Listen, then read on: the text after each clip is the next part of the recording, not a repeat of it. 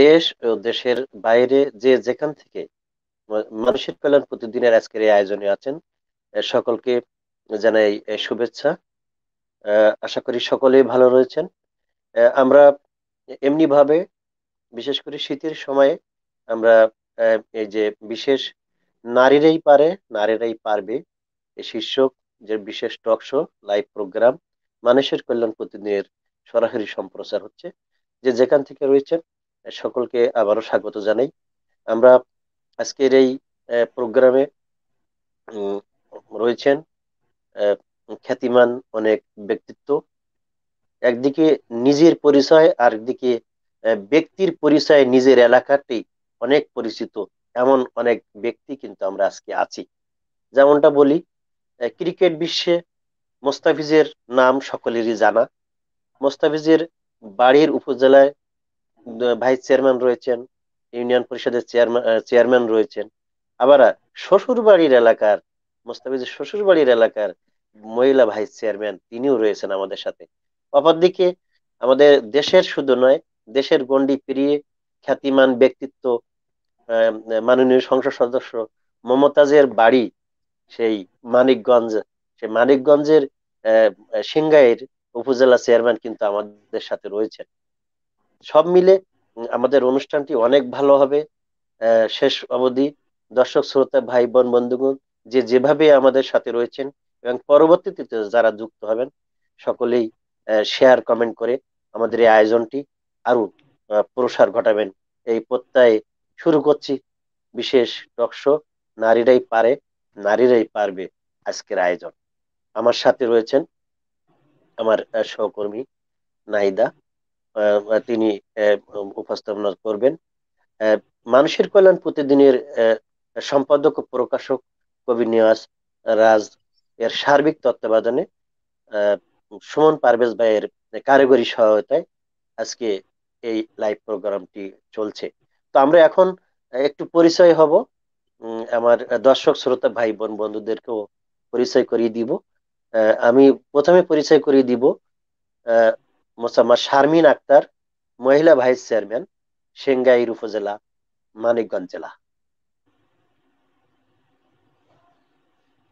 আক্তার, মহিলা vice chairman, singer উপজেলা পরিষদ, মানিকগঞ্জ। সবাইকে শুভেচ্ছা ও সালাম জানাচ্ছি। ধন্যবাদ। আমি এরপর আমি পরিচয় করিয়ে দেব জিএম স্পর্শ, মহিলা ভাইস চেয়ারম্যান, দেবতা, সাতক্ষীরা। নমস্কার, আমি জিএম স্পর্শ, দেবাটা উপজেলা পরিষদের মহিলা ভাইস চেয়ারম্যান। সকলকে দেবাটা উপজেলা পরিষদের পক্ষ থেকে শুভেচ্ছা অভিনন্দন। অভিনন্দন। এই পর্বে আমরা পরিচয় করিয়ে দেব দীপালি রানী ঘোষ, মহিলা ভাইস চেয়ারম্যান, কালীগঞ্জ উপজেলা পরিষদ, সাতক্ষীরা। নমস্কার, আমি দীপালি রানী ঘোষ, উপজেলা কালীগঞ্জ উপজেলা মহিলা ভাইস চেয়ারম্যান ও প্যানেল চেয়ারম্যান। ধন্যবাদ সবাইকে, শুভরাত্রি। হ্যাঁ, ধন্যবাদ। আমরা এ পর্বে পরিচয় করিয়ে দিব আহ আহ, কালীগঞ্জ উপজেলার 1 নম্বর কৃষ্ণনগর ইউনিয়ন পরিষদ থেকে সদ্য নির্বাচিত ইউপি চেয়ারম্যান এবং তার খুব কম বয়সে তার পিতা চেয়ারম্যান ছিলেন, তার মাতা চেয়ারম্যান ছিলেন। এবার জনগণের প্রত্যক্ষ ভোটে তিনি নির্বাচিত হয়েছেন, সাফিয়া পারভীন। সবাইকে শুভেচ্ছা। আমি সাফিয়া পারভীন, নবনির্বাচিত চেয়ারম্যান 1 নম্বর কৃষ্ণনগর ইউনিয়ন পরিষদ। ধন্যবাদ। আমরা আমার সহকর্মী তার পরিচয় দেওয়ার জন্য আহ্বান করছি। আসসালামু আলাইকুম, আমি রোকসানা ইয়াসমিন নাহিদ। আমি আজকে হাফিজুর রহমান শিমুল ভাইয়ের সাথে আমি সঞ্চালনার দায়িত্বে আছি। আশা করি ভাই আমাকে সহযোগিতা করবেন এবং আজকের অনুষ্ঠানটি অনেক ভালো হবে। হ্যাঁ, ধন্যবাদ। নাহিদাপা, আপনি প্রশ্ন পর্বে চলে যেতে পারেন। জি ভাইয়া, ধন্যবাদ আপনাকে। আসসালামু আলাইকুম, আমি রোকসানা ইয়াসমিন নাহিদ, মানুষের কল্যাণে প্রতিদিন অনলাইন পত্রিকা এবং ইউটিউব চ্যানেলের পক্ষ থেকে সকলকে অভিনন্দন জানাচ্ছি এবং শুভেচ্ছা জানাচ্ছি। আসলে আমরা আজকে একটা বিশেষ লাইভ টক শো অনুষ্ঠানে অংশগ্রহণ মানে অনুষ্ঠানটি শুরু করতে যাচ্ছি। তা আপনারা অচিরেই জেনেছেন যে আজকের টকশোর বিষয়বস্তুটা বলা হয়েছে নারীরা পারে, নারীরাই পারবে। আসলে নারীরাই পারে, আমরা নারী আমরাই পারি, তাই না? আগের দিনে কিন্তু নারীদেরকে ঘরবন্দি করে রাখা হতো, তারা শিক্ষা গ্রহণ করতে পারতো না। তাদের কথা ছিল যে তারা মেয়েরা ঘরবন্দি থাকবে, বিয়ের পরে স্বামী সন্তানদের দেখাশোনা করবে, সংসার করবে, এটাই তাদেরকে ধরা হয়ে থাকতো, তাদেরকে একটা গণ্ডির মধ্যে আটকে রাখা হতো। কিন্তু বর্তমানে আমাদের মেয়েরা, আমাদের নারীরা কিন্তু অনেক এগিয়ে গেছে এবং প্রতিটা পদক্ষেপে পুরুষের সাথে সাথে, পুরুষের পাশাপাশি তারা এগিয়ে যাচ্ছে। আমাদের দেশের বর্তমান প্রধানমন্ত্রী তিনি একজন নারী, আমাদের জাতীয় সংসদের মাননীয় স্পিকার তিনি একজন নারী। এভাবে করে আসলে আমাদের নারীরা মানে দেশের প্রতিটা পর্যায়ে তারা মানে সম্মানের সাথে নিজের যোগ্যতার একটা অবদান রাখতেছে, যে তারাও পারে। যাই হোক, আমি এখন আসলে যে টকশোটা আমরা আজকে করতে যাচ্ছি সেই টকশোর বিষয়বস্তুতে চলে আসি, নারীরা পারে, নারীরাই পারবে। সেই হিসেবে আমি প্রথমে প্রশ্ন করতে চাচ্ছি মোসাম্মদ শারমিন আক্তারকে, মহিলা ভাইস চেয়ারম্যান, সিংগাইর উপজেলা পরিষদ মানিকগঞ্জ। তাকে আমি প্রশ্নটা করতে যাচ্ছি যে বর্তমান সরকারের প্রধানমন্ত্রী তো নারী, তার অবিস্মরণীয় অর্জনের মূল কর্মসূচিগুলো কি কি, এই বিষয়ে যদি আপনি আমাদেরকে একটু বলতেন। বিসমিল্লাহির রহমানির রহিম। বাংলাদেশের নারী সরকারের কর্মসূচিগুলো স্বপ্নপ্রসূত। জননেত্রী শেখ হাসিনা, জাতির জনক বঙ্গবন্ধুর কন্যা জননেত্রী শেখ হাসিনা একেবারেই নিজস্ব ধারণা থেকে কিছু পরিকল্পনা বাস্তবায়িত করছেন। সেখানে সেই প্রকল্পগুলোর মধ্যে আশ্রয়ণ প্রকল্প, আমার বাড়ি আমার খামার প্রকল্প, নারী ক্ষমতায়ন, ডিজিটাল বাংলাদেশ, নারী প্রভৃতি প্রকল্প তার সে এগুলা উদ্যোগ নিয়ে কিন্তু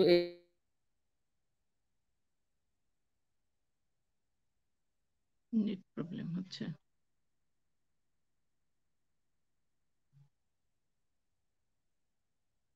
নেট প্রবলেম।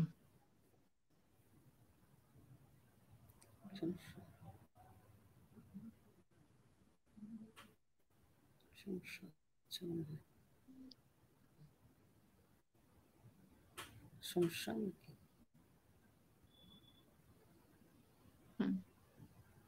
নেট প্রবলেমে নাকি?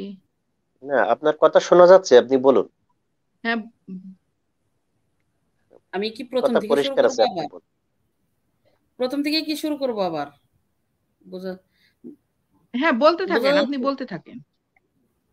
জি বলতে থাকেন, শোনা যাচ্ছে। না, যে বিষয়গুলো উঠে আসছে আর কি, নারী বাংলাদেশের নারী সরকারের কর্মসূচি যে স্বপ্ন প্রসূত, তবে এসব কর্মসূচিগুলোর মধ্যে জননেত্রী শেখ হাসিনা আমাদের প্রধানমন্ত্রী একেবারে নিজের সঙ্গীকে যে প্রকল্পগুলো বাস্তবায়ন করছে তার মাঝে আপনার আশ্রয়ণ প্রকল্প, আমার বাড়ি আমার খামার প্রকল্প, ডিজিটাল বাংলাদেশ এবং নারীর ক্ষমতায়ন, এগুলোই তার চিন্তাধারার যে চিন্তাধারা যে নারী উন্নয়ন, নারীর যে ক্ষমতায়ন, সেখানে কিন্তু মানে তার যে মূল যে বিষয়গুলো তার ভিতরে কিন্তু চলে আসছে যে নারীর ক্ষমতায়ন। সে বুঝতে পারছে যে আমাদের নারীরা যদি ক্ষমতায়িত হয় তাহলে দেশকে উন্নতর দিকে এগিয়ে নেওয়া যাবে। শুধু একটা দেশের মূল চালিকা শক্তি যদি পুরুষরাই শুধু উন্নত এবং পুরুষরা কাজ করবে, পুরুষরা এগিয়ে থাকবে, তাহলে কিন্তু সেই দেশ উন্নত হতে পারে না। একটা দেশকে উন্নত রাষ্ট্রের দিকে নিয়ে যেতে হলে নারীকে স্বাবলম্বী করতে হবে, নারীকে ক্ষমতায়িত করতে হবে। একজন নারী শুধু যে আমি কোনো একটা জায়গায় মেম্বার, চেয়ারম্যান কিংবা কিছু একটা হইলাম, এটাই কিন্তু ক্ষমতা না। নারীর ক্ষমতায়ন হলো নারীকে আর্থিকভাবে স্বাবলম্বী করা। একজন নারী তার পরিবারেও কিন্তু সে ক্ষমতায়িত হতে পারে। যখন একজন নারী আর্থিকভাবে স্বাবলম্বী থাকে তখন কিন্তু তার কথার মূল্যায়ন কিন্তু তার পরিবারে হয়, এবং সেইখান থেকে কিন্তু তার পরিবার থেকে কিন্তু সে ক্ষমতায়িত হলো, এবং যে তার মূল্যায়িত হলো, তার কথার যে মূল্যায়ন হলো, এটাকেই আর কি নারীর ক্ষমতায়নের মূল দিকটা আর কি।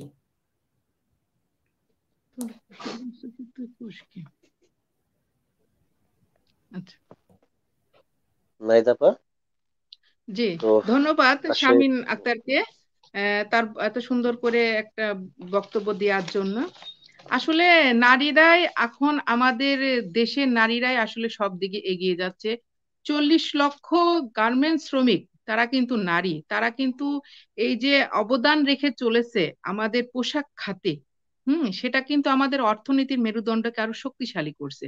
আসলে নারীরা এভাবে করে সব দিকেই এগিয়ে যাচ্ছে। আমাদের নারীরা সাফ ফুটবল বলেন, ক্রিকেট বলেন, হকি খেলা থেকে শুরু করে সব বিষয়ে নারীরা এখন প্লেন চালাচ্ছে, নারীরা ট্রেন চালাচ্ছে, এমন কোন মানে পদে নাই নারীরা, তারা যেখানে নারীদের পদচারণা নাই, নারীরা এখন সবখানে। আসলে নারীরা একদিন বিশ্বকে জয় করেই দেখাবে, অনেকটা এগিয়ে গেছে এবং সেই জয়টা হয়তো খুব দ্রুতই হবে। এবার আমি নাইদাপার কথা শুনে একটি কথা বলি। গত পরশুদিন একটি নিউজ কিন্তু আমরা ইতিমধ্যে দেখেছি, নারীরা দেশের গণ্ডি পেরিয়ে তার আন্তর্জাতিক যে ফিফা রেফারি হিসেবে একজন নারী, জাহাঙ্গীরনগর বিশ্ববিদ্যালয়ের শিক্ষার্থী, সে কিন্তু রেফারি দায়িত্ব পালন করেছে ফিফা রেফারি হিসাবে। এটি আমাদের দেশের জন্য অনেক অর্জন, একজন নারীর জন্য অনেক অর্জন। আর নারীরা যে পিছিয়ে নেই সেটি কিন্তু একটা দৃষ্টান্ত, আরেকটা ধাপ এগিয়ে গেল। তো সব মিলে আমরা দেশ পিছিয়ে নেই, দেশ এগিয়ে চলেছে। বিশেষ করে নারী জাগরণে সেই কবি সেই কথায়, সে যুগ হয়েছে বাসি, যে যুগে নরনায় নারী ছিল দাসী। আজকে তো আমরা অনেকটা এগিয়ে, নারীরা পিছিয়ে নাই। আজকের এই সমসাময়িক একটি অনুষ্ঠান অনেক ভালো লাগলো। তো আমরা এখন কথা শুনবো কালীগঞ্জ উপজেলা পরিষদের মহিলা ভাইস চেয়ারম্যান। আমরা তার কাছে জানতে চাইবো যে বর্তমানে নারীর উন্নয়নে, নারীর যে উন্নয়ন সূচকে বাংলাদেশের অবস্থা কোথায়, এটি যদি আপনি আমাদের দর্শক শ্রোতা ভাই বোনদের উদ্দেশ্যে বলতেন। দিবালি দিদি।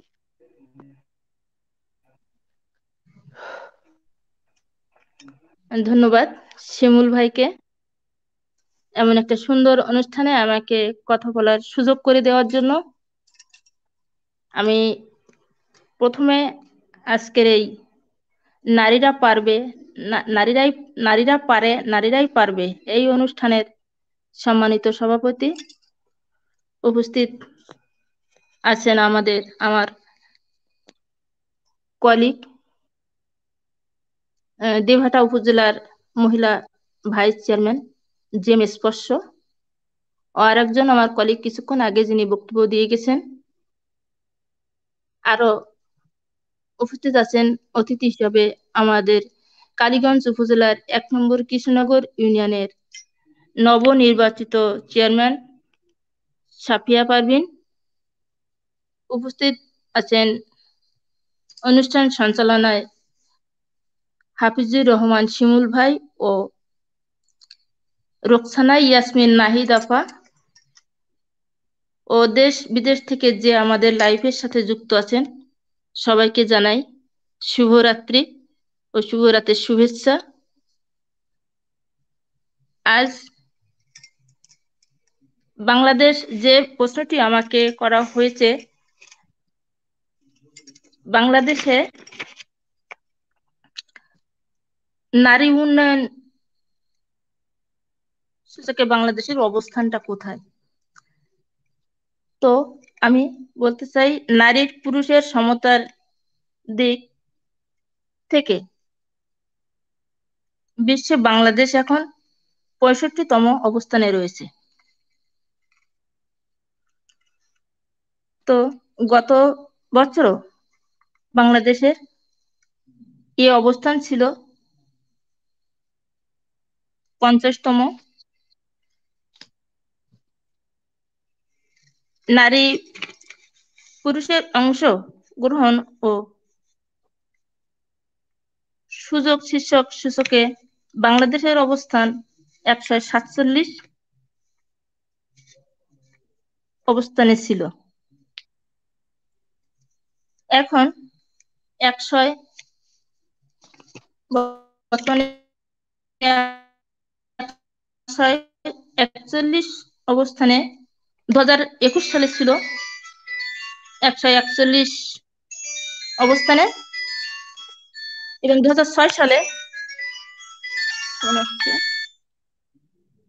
2006 সালে ছিল 160। তবে বাংলাদেশ আস্তে আস্তে, একটা ফোন আসছে প্লিজ।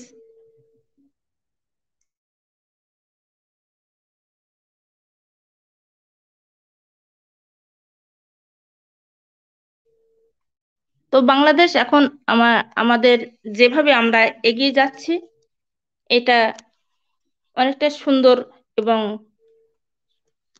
সুন্দরভাবে আমরা জননেত্রী শেখ হাসিনার হাতকে শক্তিশালী করার জন্য আমরা যেভাবে কাজ করে যাচ্ছি, আমরা আশা করি নারীরা আসলেই তাই, নারীরা সব কাজ পারে এবং নারীরাই পারবে।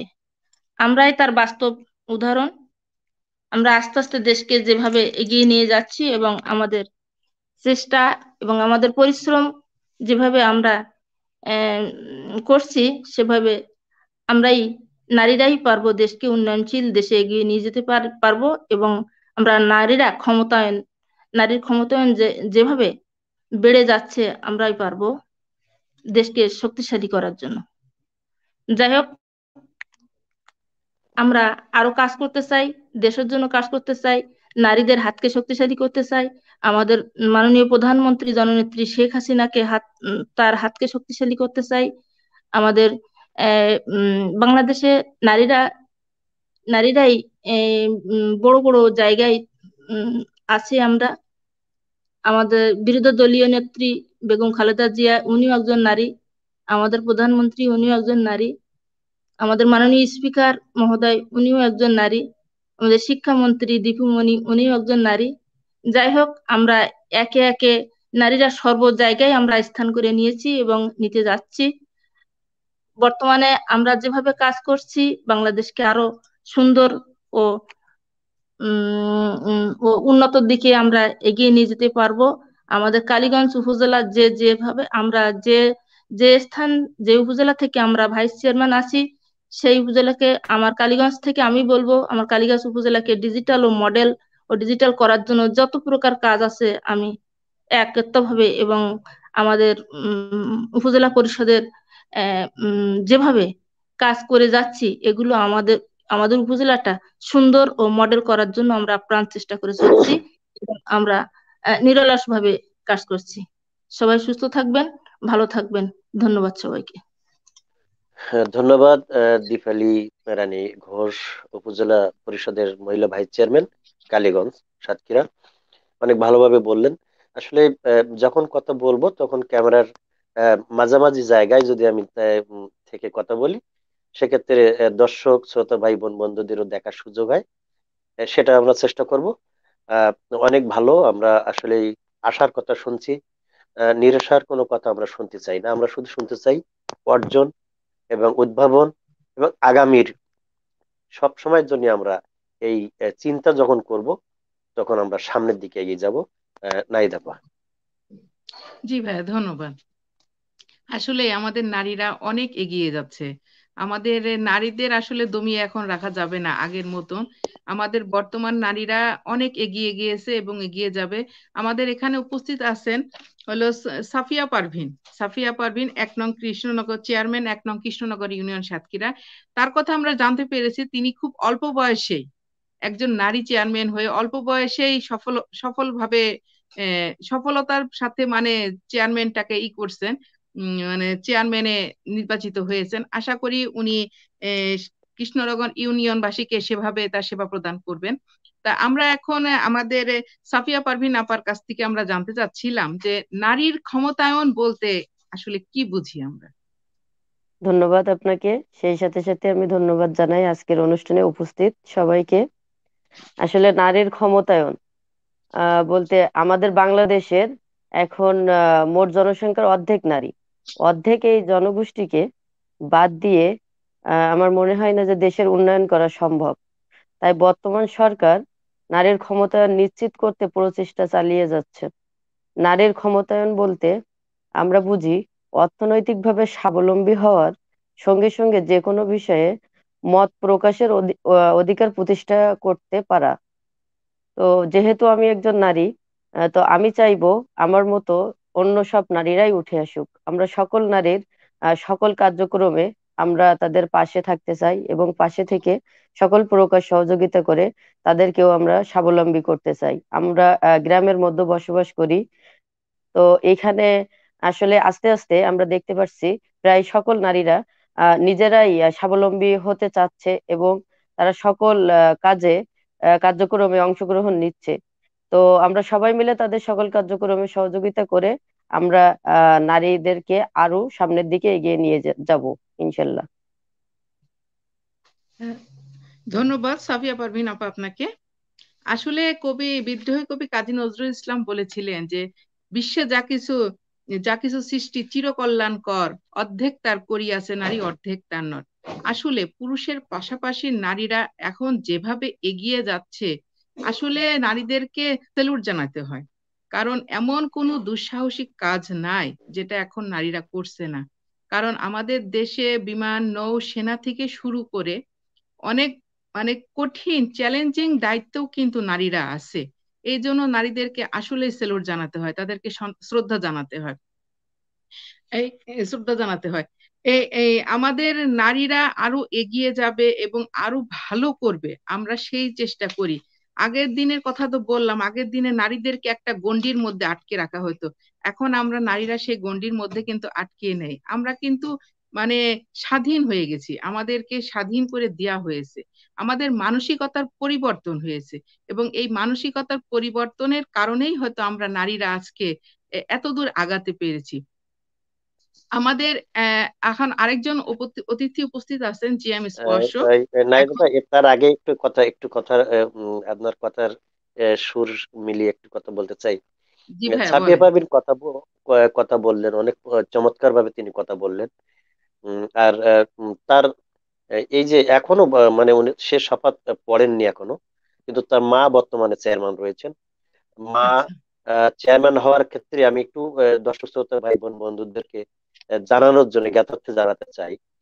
তার পিতাকে নৃশংসভাবে হত্যা করা হলো এবং হত্যাকারীরা সাজাও পেয়েছে। সেই উপনির্বাচনে সাফিয়া পারভীন নিজেই প্রার্থী হতে চেয়েছিলেন এবং এলাকাবাসীরও চাপ ছিল যে সেই প্রার্থী হবে, কিন্তু বয়সের একটু ঘাটতি থাকার কারণে সে সময় সে প্রার্থী না হয়ে তার মা নিজে প্রার্থী হয়েছিল এবং ব্যাপক ভোটে তার মা চেয়ারম্যান নির্বাচিত হয়েছেন। তো তার মা এখনো চেয়ারম্যান রয়েছেন, শপথের পর আগ মুহূর্ত পর্যন্ত তার মা কিন্তু চেয়ারম্যান রয়েছেন। তো তার মার কাছ থেকে সে আবার দায়িত্ব বুঝে নিয়ে ইউনিয়ন পরিষদের কার্যক্রম পরিচালনা করবেন, এটি একটি সৌভাগ্যের বড় ব্যাপার। দৃষ্টান্ত। জি জি জি, বড় এবং সৌভাগ্য। এবং এটি কিন্তু খুব বেশি দেখা যাবে পরিবারের মধ্যে, খুব বেশি পরিবারের মধ্যে দেখা যায় এমন তা না। এই ধারাবাহিকতা খুব কমই হয়, হয়তো বা দুটো পর্বে হতে পারে, কিন্তু একবার উঠে উঠে তিনজনের হাতে ক্ষমতা হস্তান্তর এবং মা মেয়েকে বুঝিয়ে দেবে, এটি একটি ভিন্ন ভালো লাগার বিষয়। তো এটাই আপনি পরের প্রশ্নে চলে যান। জি ধন্যবাদ ভাইয়া। আমরা আসলে এখন আমাদের জি এম স্পর্শ আপাকে প্রশ্ন করতে চাচ্ছি, যিনি কিনা মহিলা ভাইস চেয়ারম্যান দেবহাটা উপজেলা পরিষদ সাতক্ষীরা। আমরা ওনার কাছে জানতে চাচ্ছিলাম যে নারীর ক্ষমতায়নে জাতিসংঘের ভূমিকা কি, এই বিষয়ে যদি আপা আমাদেরকে একটু আলোচনা করে শোনাতেন, আলোকপাত করতেন। ধন্যবাদ। মানুষের কল্যাণে প্রতিদিন পত্রিকা এবং আমাদের অনলাইনে যে আমরা একত্রিত হয়েছি। ওই নারীরা এখানে সঞ্চালনায় আছেন আমাদের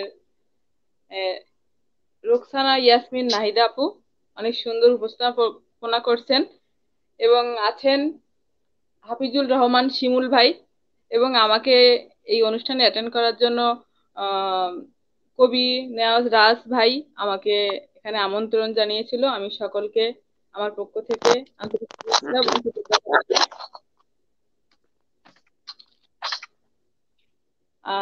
আমাকে প্রশ্ন করা হয়েছে নারী ক্ষমতায়নে জাতিসংঘের ভূমিকা কি। নারীর ক্ষমতায়নে জাতিসংঘের ভূমিকা হলো জাতিসংঘের সদস্য রাষ্ট্রসমূহে নারীর ক্ষমতা ও লিঙ্গ সমতা প্রতিষ্ঠার উদ্দেশ্যে কাজ করা, রাষ্ট্রের উক্ত উদ্দেশ্য অর্জনে আর্থিক ও কৌশলগত সহায়তা প্রদান করা এবং সুশীল সমাজের সাথে সবাই অংশীদারিত্ব গড়ে তোলা। আসলে নারীরা, আমরা এর আগে অনেক আমার দিদি আপাদের কাছে অনেক মূল্যবান কথা শুনেছি। নারীরা আজ সব ক্ষেত্রে এগিয়ে চলেছে। আর আমাদের কিছু আরো যারা গুণী মানুষ আছে, গুণী নারীরা আছে, যাদের দেখে আমরাও অনেক কিছু শিখি। আমরা সব সময় এগিয়ে যাচ্ছি। আমি মনে করি আজকে শুধু আমাদের শেখ হাসিনা, মাননীয় প্রধানমন্ত্রী জননেত্রী শেখ হাসিনা, উনি দৃষ্টান্ত সাক্ষী রেখেছেন যে ডিজিটাল বাংলাদেশ গড়ার লক্ষ্যে যেভাবে উনি এগিয়ে চলেছে। আসলে প্রত্যেকটি ক্ষেত্রে আজকে আমাদের নারীদের পথচারণা, আসলে শুধু প্রধানমন্ত্রী থেকে এখনো আমরা অনেক সময় ফেসবুক ইউটিউবে দেখে থাকি একটি নারী অনেক সময় রিক্সাও চালায়, বাসও চালায়, এমনও দেখেছি। আসলে আমরা নারীরাই পারবে। এই অনুষ্ঠান আসলে আমি সবাইকে ধন্যবাদ জানাই যে আমরা যেভাবে আমাদের এই বাংলাদেশ এগিয়ে যাচ্ছে আমাদের নারীদের নেতৃত্বে। আমি মনে করি যে আমরা নারীরা সব ক্ষেত্রে এগিয়ে যাব যদি আমাদের পরিবারের অনেক পুরুষ, যেমন আমার বাবা, কারো স্বামী, কারো বা ভাই, তাদের পাশে থেকে তাদেরকে উৎসাহ দিয়েছে, উদ্দীপনা জুগিয়েছে সমাজে প্রতিষ্ঠিত হওয়ার জন্য এবং সামনে আমাদেরকে এগিয়ে আসার জন্য। তো আমার জীবনে আসলে আমি ছোট থেকে চাইতাম কিছু একটা করব, কিন্তু আমার হাজবেন্ড আমাকে সবসময় অনুপ্রেরণা জুগিয়েছে এবং আমাকে সাহস জুগিয়েছে কিছু করার জন্য। আর তারই অনুপ্রেরণা, তারই সাহস নিয়েই আজকে আমি মানুষের পাশে থেকে কাজ করার চেষ্টা করি এবং আগামীতেও করব। আমি জীবনে ব্রত নিয়েছি, আমি যতদিন এই পৃথিবীর বুকে থাকবো আমি যেন মানুষের কল্যাণে কাজ করে যেতে পারি, মানুষের পাশে থাকতে পারি। আর আপনারা, এই যে আমি শুধু বলতে চাই, আমাদের নারী নেতৃত্বের সামনে আসতে গেলে আমাদের অনেক অভিভাবক পুরুষও আমাদের পাশে দরকার। আসলে একটা নারীর পরিপূরক হচ্ছে পুরুষরা যদি আমাদেরকে একটু এগিয়ে নিয়ে যায়, আমাদেরকে এই সব ক্ষেত্রে আরেকটু সম্মান, একটু অনুপ্রেরণা যোগায়, নিশ্চয়ই আমরা আরো ভালো জায়গায় পৌঁছাবো। তো আজকের এই অনুষ্ঠান অনেক সুন্দর হয়েছে। আমি সকলকে আবারও কৃতজ্ঞতা ধন্যবাদ জানাই। ধন্যবাদ আপা আপনাকে। আপনি অনেক সুন্দর কথা বললেন যে আমরা নারীরা পুরুষের পাশাপাশি পুরুষের সাথে করে এগিয়ে যেতে চাই। আসলে নারী পুরুষ এক একজনের পরিপূরক। আসলে আমি সেই কথার পরিপ্রেক্ষিতে একজন হলো নোবেল জয়ী ব্রিটিশ সাহিত্যিক উইলিয়াম গোল্ডিং এর কথাই বলতে চাচ্ছিলাম। সে বলেছিলেন যে মেয়েরা বোকা দেখেই তারা হলো পুরুষের সমান অধিকার দাবি করে, কিন্তু তারা জানে না যে মেয়েরা আসলে পুরুষের থেকে অনেক বেশি উচ্চতর। তুমি তাদেরকে যা দিবে তা তোমাকে তার থেকে অনেক অনেক বেশি গুণে ফেরত দিবে। এই কথাটা খুব ভালো লেগেছিল। এবং আরো ছিল সেই কথার ভিতরে, সেখানে ছিল যে মেয়েদেরকে তুমি শুক্রাণু দিবে, সে তোমাকে সন্তান দিবে। আপনি তাকে ঘর দিবেন, সে তোমাকে বাড়ি বানিয়ে দিবে। তাকে আপনি বাজার করে দিবেন, সে আপনাকে রান্না করে খাবার তৈরি করে দিবে। আপনি তাকে হাসি দিবেন, সে আপনাকে হৃদয় দিয়ে দিবে। আপনি তাকে যাই দেন না কেন, সে আপনাকে তার চেয়ে বেশি গুণ ফেরত দিবে। তবে আপনি যদি তাকে যন্ত্রণা দেন, তবে রেডি থাকুন, সে কিন্তু আপনার জীবনকে জাহান্নাম করে দিবে। আসলে কিন্তু কথাটা ঠিক। নারীকে আপনি যদি সেভাবে দেখতে পারেন, তাহলে নারী কিন্তু আসলে আমাদের দেশকে সেভাবে এগিয়ে নিয়ে যাবে। নারীকে কিন্তু অসম্মান করা যাবে না, সম্মানের সাথে নারীকে কিন্তু আমাদের এগিয়ে নিয়ে যেতে হবে। ভাইয়া, এবার আপনি, আপনাকে অনেক আমি সুন্দর, কিছু অনেক বলতে সুন্দর। বলছি। অনেক ভালো। ওই মানে বিশিষ্ট জনদের উক্তি দিয়ে শাসনও হলো, আবার আদরেরও হ্যাঁ, অনেক এই কথাও সেখানে থাকলো। ধন্যবাদ আপনাকে। আসলে ধন্যবাদ ভাইয়া। স্পর্শ দিদি যেমন বলতেছিলেন, ভালো লাগলো। এবং সর্বশেষ যে প্রত্যয় ব্যক্ত করলেন, আরো ভালো লাগলো।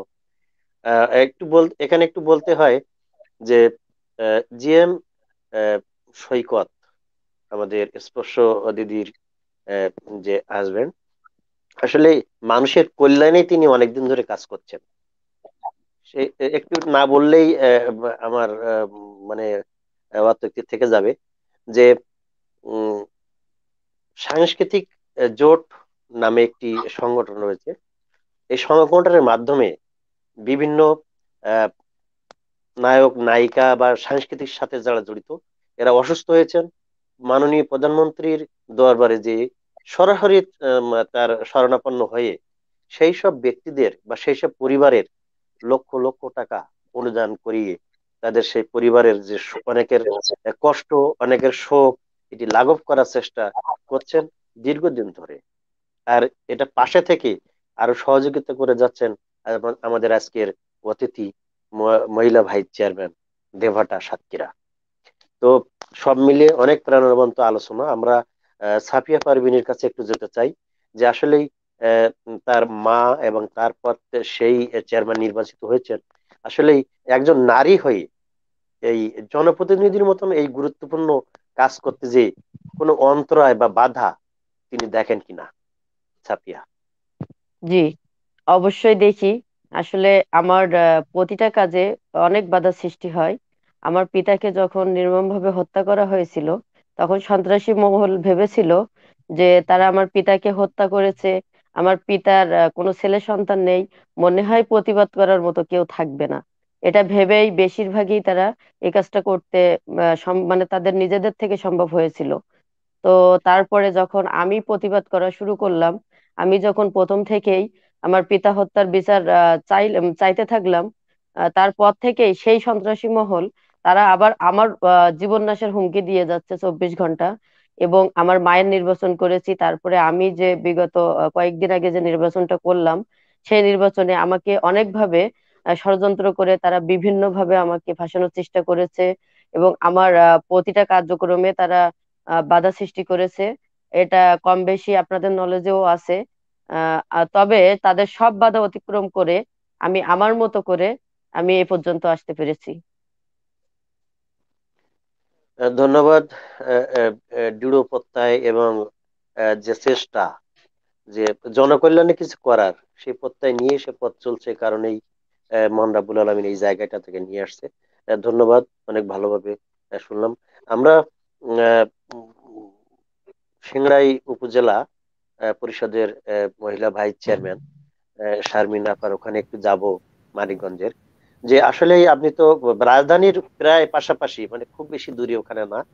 কারণ জি আমরা এই দক্ষিণবঙ্গের এই সুন্দরবনের গা ঘেঁষে এখান থেকে চলে যাই যখন, আরিচা পার হই, তারপরেই তো আপনার এলাকায় পড়ে মানিকগঞ্জ। যায়। তো ওই জি। এলাকায় আসলে আপনি যে জনপ্রতিনিধির দায়িত্ব পালন করছেন এবং দীর্ঘদিন ধরে আহ, এই জনকল্যাণের কাজে রয়েছেন, আপনার দৃষ্টি থেকে কোনো বাধা মনে করেন যে একজন নারী হয়ে জনপ্রতিনিধির এই যে গুরু দায়িত্ব পালন করতে যে কোনো অন্তরায়, কোনো বাধা বা কোনো রকমের কিছু সম্মুখীন আপনি হন কিনা, যদি বলতেন? ধন্যবাদ শিমুল ভাই। আমার এখানে সিংহের আসলে যথার্থই বলেছেন, সিংহের উপজেলা পরিষদ ঢাকার একদম পাশের একটা উপজেলা। কারণ যদিও মানিকগঞ্জ, তারপরেও আমাদের সিংহের একদম ঢাকার সাথে, ঢাকার পাশাপাশি। তো নারী নেতৃত্বের কথা বলতে গেলে আমাদের সিংগাইর হরিরামপুর এবং দক্ষিণ মানিকগঞ্জের মাননীয় সংসদ জনাব মমতাজ বেগম একজন নারী। সেই সুবাদে আমার তুলনামূলক হারে তেমন কোনো প্রবলেম হয় না। আবার আমাদের জাতির জনক বঙ্গবন্ধুর কন্যা জননেত্রী শেখ হাসিনা, তিনি প্রধানমন্ত্রী, আমাদের নারী। সেই সুবাদে আমি মনে করি যে আমরাই হয়তো অন্যান্য এলাকার মতো হয়তো অনেক বাধাই থাকে অনেক জায়গায়, আমার সেই বাধাটা নাই। আর আসলেও আগে বলা হয় নাই, আমি আবারও আপনাদের এই লাইভ প্রোগ্রামের মাধ্যমে আমি জননেত্রী শেখ হাসিনা, আমাদের প্রধানমন্ত্রীকে ধন্যবাদ জানাই। কারণ আমাদের নারীদেরকে সম্মানিত করেছেন, আমাদেরকে আজকে এই আমরা যে উপজেলা পরিষদের ভাইস চেয়ারম্যান হিসেবে এখানে এসেছি, এটাও কিন্তু তার একটা চিন্তার ফসল। আমরা না হলে হয়তো থাকতাম অন্য কোনো জায়গায়, কিন্তু এই যে যে জায়গাটা আমরা আসছি এবং এখানে এসে আমরা মানুষের পাশে থেকে মানুষের সেবা করার সুযোগ পেয়েছি, এটা কিন্তু আসলেই অনেক বড় একটা পাওয়া। তো সব মিলিয়ে মোটামুটি ভাবে আছি, জীবনে যতদিন বেঁচে থাকবো মানুষের পাশেই থাকবো, মানুষের সেবা করে যাব, এই ব্রত নিয়েই আমি আমার বাবার আদর্শে, বঙ্গবন্ধুর আদর্শে রাজনীতি করি। তো সব মিলে ভালো আছি, খুব একটা বাধা নেই। কারণ আমরা নারী, আমরা সব কিছুই পারি, রান্নাও করতে পারি, আবার রাজনীতির মঞ্চে গিয়ে বক্তব্য দিতে পারি, আমরা রাজপথে হাঁটতে পারি, আমরা আবার গোয়ালের গরুও সামলাইতে পারি। এইটাই আমাদের ব্রত। তো অনেক ভালো লাগলো আজকের এই প্রোগ্রাম। আমরা একসাথে জননেত্রী শেখ হাসিনার উন্নত বাংলা দেশ গড়ার লক্ষ্যে নারী পুরুষ একসাথে কাজ করব, আমরা 4 হাতে, এই লক্ষ্য নিয়েই আমরা এগিয়ে যাব। সবাইকে অনেক অনেক ধন্যবাদ। আল্লাহ হাফিজ। অনেক অনেক ভালোভাবেই বললেন। আসলেই এই দৃঢ় যে প্রত্যয়, এটা তো আপনাকে অনেক দূর নিয়ে যাবে। তো নাইদাফা, আপনি আপনার যদি কোনো জিজ্ঞাসা থেকে থাকে আপনি করতে পারেন। আচ্ছা, ধন্যবাদ ভাইয়া। হ্যাঁ, আসলে শারমিন আক্তার আপাকে আসলে ধন্যবাদ দিতে হয়। উনি অনেক সুন্দর করে বলছেন কথাটা, শেষের কথাটা, যে আসলে আমরা নারীরা সব পারি। আমরা রান্না করতেও পারি, আবার রাজনীতির মঞ্চে বক্তৃতাও দিতে পারি, আবার রাজপথে হাঁটতেও পারি, আবার গোয়ালের গরুও সামলাতে পারি। আসলে আমরা নারীরা কিন্তু সবকিছুই পারি। আমরা সংসার সামলে আমরা কিন্তু সমাজ, রাষ্ট্র, দেশের কিন্তু কল্যাণে নিজেকে নিয়োজিত করতেছি। সবকিছুই কিন্তু আমাদের। আসলে এই জন্য নারীদেরকে আসলেই মানে অনেক স্যালুট দিতে ইচ্ছা করে আমার। আমি নিজেও যেহেতু একজন মেয়ে, আসলে এই এই যখন দেখি এই ধরনের নারীরা, যেমন আজকে যে 4জন হলো আমাদের অতিথি এসেছেন, ইনারা আসলে নিজের নিজ নিজ জায়গায় আসলে মানুষের সেবা দিয়ে যাচ্ছেন। এই ধরনের নারীদের যখন দেখি দেশের জন্য কাজ করছেন, এলাকার মানুষের জন্য কাজ করছেন, তখন আসলে এমনিতেই তাদের জন্য সম্মানটা চলে আসে। যাই হোক, আমাদের শেষ প্রশ্ন একটা আমরা করতে চাচ্ছিলাম আমাদের জেম স্পর্শ আপাকে, যে নারীর ক্ষমতায়নে প্রধানমন্ত্রীর কয়টি প্রস্তাব, এই বিষয়ে যদি একটু আপা বলতেন আমরা খুশি হতাম। ধন্যবাদ। নারীর ক্ষমতায়নে প্রধানমন্ত্রীর 3টা প্রস্তাব আছে। তিনি বলেছেন এটি নারীর ক্ষমতায়নে ব্যাপক ভূমিকা রাখবে। প্রধানমন্ত্রী বাংলার জননেত্রী, বাংলার মমতাময়ী মা, যিনি স্বপ্ন দেখছেন 2041 সালের মধ্যে আমাদের বাংলাদেশকে একটি উন্নতশীল রাষ্ট্রে পরিণত করবে এবং সেই লক্ষ্যে কাজ করছে। তো উনি দৃঢ়ভাবে বিশ্বাস করেন যে আমাদের নারী নেতারা যদি সবাই একত্রিত হয়ে সারা বাংলাদেশে বিশাল একটি নেটওয়ার্ক তৈরি হয়, তাহলে আমাদের যে স্বপ্ন 2041 সালে আমরা একটি উন্নতশীল রাষ্ট্রে পৌঁছতে পারবো, খুব আমি মনে করি 2041 সালের আগেই পারবো। কারণ আমরা যেভাবে নারীরা এগিয়ে চলেছে সব বাধা গণ্ডি পেরিয়ে, আসলে মানুষের দৃষ্টিভঙ্গি পাল্টিয়েছে, মানুষের চিন্তা চেতনা পরিবর্তন হয়েছে। এখন আর নারীদেরকে ঘরে বন্দি করে রাখা হয় না, নারীদেরকে তার স্বাবলম্বী করার জন্য অর্থনৈতিকভাবে উপার্জন করছে, সেটা বিভিন্ন বিভিন্ন সেক্টরে আমরা দেখতে পাচ্ছি। আজকে প্রধানমন্ত্রী থেকে শুরু করে নারী সেখান থেকে শুরু করে তৃণমূল পর্যায়ে, যেখানে নারীর পদচারণা, নারীরা মাঠে ঘাটে রাস্তায় সব জায়গায় নারীরা তার অর্থনৈতিকভাবে স্বাবলম্বী হওয়ার জন্য কাজ করে চলেছে। তো আমরা আজ সেই লক্ষ্যে কাজ করব। আসলে আমরা কোনো লিঙ্গ ভেদাভেদ করব না, যেখানে আমাদেরকে আমরা যে স্ত্রী বা পুরুষ, সেখানে সেই দৃষ্টিভঙ্গিটা অনেকটা পাল্টেছে। এখনো কিছু কিছু জায়গায় আমরা অনেক বাধার সম্মুখীন হই, কিন্তু সময়ের সাথে আমাদের এই দৃষ্টিভঙ্গিটা পাল্টাবে। আর আমি মনে করি যে আমরা একটা সময় সব নারীরাই সব জায়গায় এমনি চলে এসেছি, আর যারা এখনো আসেনি, যারা এখনো কিছু করেনি, তারাও আমাদের এই নারী নেতৃত্বের যে নেটওয়ার্ক তৈরি হবে, এদের মাধ্যমে প্রত্যেকটি নারী একটা সময় তারা স্বাবলম্বী হবে, নিজেদের অর্থনৈতিক উপার্জন করতে পারবে। তো আমি সর্বোপরি আবারও আমাদের সময় প্রতিদিন মানুষের কল্যাণে প্রতিদিন এই এই আমরা যে অনলাইন এসে কথা বলছি, ধন্যবাদ জানাই, কৃতজ্ঞতা জানাই যে আমাদেরকে এভাবে সুযোগ করে দিয়েছে আমাদের মনের অনেক কথা বলার। তো আমি বলতে চাই যে আপনারা আমাদের পাশে থাকবেন, আমাদের মাঝে মাঝে একটু সুযোগ করে দেবেন আপনাদের সাথে এভাবে মনের গল্প করার। সকলকে আবারও শুভেচ্ছা, অভিনন্দন, ধন্যবাদ। হ্যাঁ, ধন্যবাদ জানাচ্ছি যে আমি স্পর্শ আপাকে এত সুন্দর করে তার বক্তব্যটা দেওয়ার জন্য, শেষ কথাগুলি বলার জন্য। আসলে আমরা আমাদের যে মানে নারীর পথিকৃৎ, নারী জাগরণের পথিকৃৎ বেগম রোকেয়ার কথা না বললেই না। কারণ বেগম রোকেয়াই কিন্তু আমাদের নারীদের মানে এই এগিয়ে যাওয়ার ব্যাপারে কিন্তু অনেক তিনি করেছেন। নারী জাগরণের কিন্তু তিনি অনেক কষ্ট করেছেন, উনি অনেক চেষ্টা করেছেন কিভাবে নারীরা সফল হবে, কিভাবে নারীরা শিক্ষা লাভ করবে, নারীরা কিভাবে সমাজে প্রতিটা পদক্ষেপে এগিয়ে যাবে। বেগম রোকেয়া, যিনি নারী জাগরণের অগ্রদূত, বাঙালি নারীবাদী লেখিকা এবং সমাজ সংস্কারক ছিলেন। তিনি যদি আজ বেঁচে থাকতেন, দেখতেন যে তার দেখানো পথ ধরে নারীরা কিভাবে এগিয়ে চলেছে। তিনি যে চেষ্টাটা করেছিলেন সেই চেষ্টাটা আসলে এখনকার নারীরা সফল করতে পেরেছে। অবশ্যই আজকে যে সমস্ত অতিথিরা এখানে উপস্থিত ছিলেন তাদের সকলকেই ধন্যবাদ জানাচ্ছি। তারা এত সুন্দর একটা লাইভ টক শোতে এসেছেন এবং তাদের মূল্যবান সময় আমাদেরকে দিয়েছেন এবং আমাদের সাথে তাদের আলোচনাগুলি শেয়ার করেছেন, কথাগুলি শেয়ার করেছেন। এই জন্য তাদেরকে ধন্যবাদ জানাচ্ছি। আসলে বেগম রোকেয়া বলেছিলেন যে কন্যারা জাগ্রত না হওয়া পর্যন্ত দেশমাতৃকার মুক্তি অসম্ভব।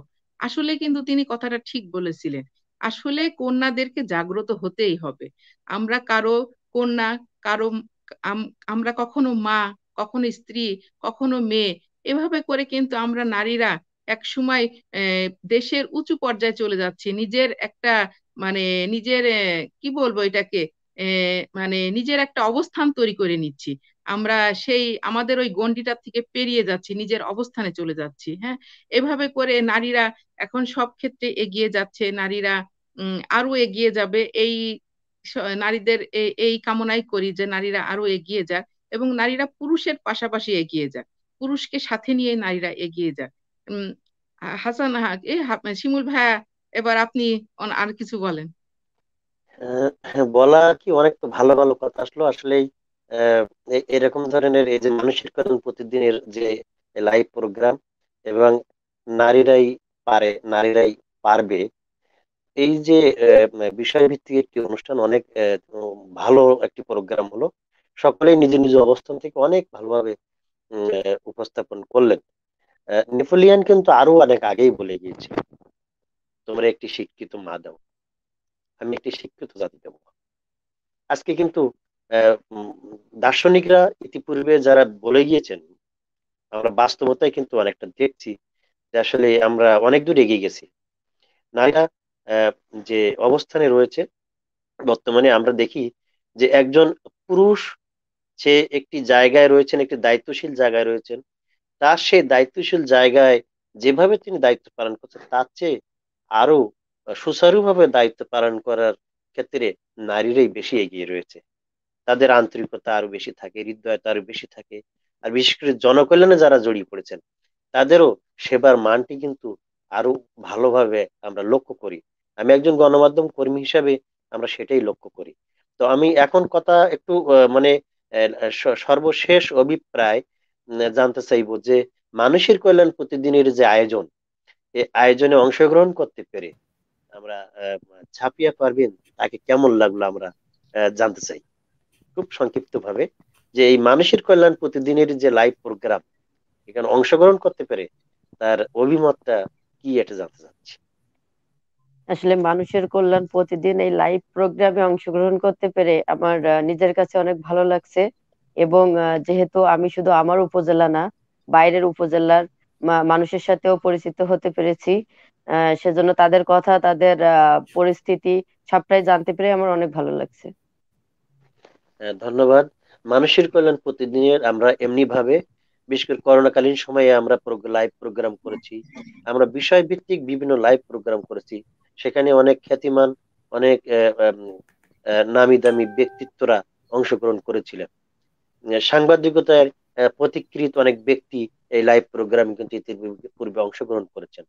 আমাদের এই মানুষের কল্যাণ প্রতিদিনের এই লাইভ প্রোগ্রামটি শুধু আমাদের এই দেশের মধ্যে সীমাবদ্ধ নয়, দেশের গণ্ডি পেরিয়ে বিদেশে অনেক জায়গায় আমাদের এই সম্প্রচার হয়। এবং আপনারা, আপনাদের বিশেষ করে অত্যন্ত গুরুত্বপূর্ণ জায়গায় আপনারা রয়েছেন, আপনাদের অনেক পরিচিত জন রয়েছেন, অনেকের সাথে আপনাদের লিঙ্ক আছে ফেসবুকে। আপনারা এই মানুষের কল্যাণ প্রতিদিনের আজকের এই অনুষ্ঠানটি বিভিন্ন জায়গায় শেয়ার করতে উদ্বুদ্ধ করবেন, কমেন্ট করার জন্য বলবেন এবং শেয়ার করার জন্য বিশেষ করে বলবেন। তাহলে আমাদের এই মানুষের কল্যাণ প্রতিদিনের যে পেজ, এটি আরো বেশি নতুন নতুন মানুষ জানতে পারবে, আপনার আমার প্রোগ্রামটি আরো অনেক মানুষ দেখতে পারবে। এই জায়গাটায় আমরা একটু চেষ্টা করব, সচেষ্ট থাকবো আমরা আমাদের নিজ নিজ অবস্থান থেকে। তো আসলেই শুরু করলাম মাত্র মনে হচ্ছে, কিন্তু আসলে অনেক সময় পার করে ফেলেছি। এমনি ভাবে আবারও একটা সময় আমরা এক জায়গায় হব। তত আপনাদেরও সে আজকে যেমন ভাবে আপনাদের সাড়া পেয়েছি, আপনাদের সরব উপস্থিতি আমাদের এই মানুষের কল্যাণ প্রতিদিন কে ধন্য করেছেন। দর্শক শ্রোতা ভাই বোনদের সাথে আপনাদের পরিচয় করিয়ে দিতে পেরেছি, আমাদের এই জন্য আমাদের অনেক ভালো লাগছে। আর নাহিদা পাশে চমৎকার উপস্থাপন করেছে আমার সহকর্মী, তাকেও ধন্যবাদ জানাই। আর আপনারা জনপ্রতিনিধি যারা, আপনাদের অনেক ব্যস্ততম সময় উপেক্ষা করে মানুষের কল্যাণ প্রতিদিনের আজকের এই আয়োজনে এই দীর্ঘ 50 মিনিট সময় দেওয়ার জন্য আপনাদেরকে কৃতজ্ঞতার বন্ধনে আবদ্ধ করেই আপাতত এখানে বিদায় নিচ্ছি। সকলে ভালো থাকবেন, সুস্থ থাকবেন। আবারও এমনি আর কোনো একটি বিষয় ভিত্তিক লাইভ প্রোগ্রামে অংশগ্রহণের প্রত্যয় প্রত্যাশা ব্যক্ত করে সকলকে আবারও ধন্যবাদ জানিয়ে লাইভ প্রোগ্রাম এখানে শেষ করছি। ধন্যবাদ সকলকে। ধন্যবাদ সকলকে।